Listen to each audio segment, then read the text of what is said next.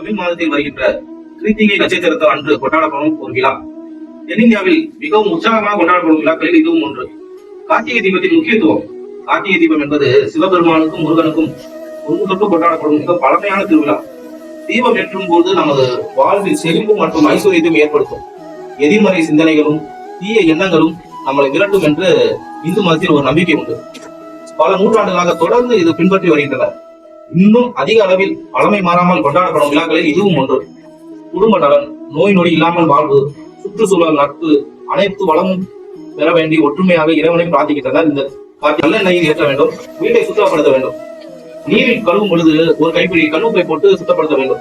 கிரிவலம் செல்லும் பொழுது நாம் எதை நோக்கிய பிரார்த்தனையில் இருக்கிறோமோ அந்த பிரார்த்தனை மலை சுற்றி வரும் முழுவதும் அந்த பிரார்த்தனையிலே இறைவனுடன் ஒன்றி இருக்க வேண்டும்.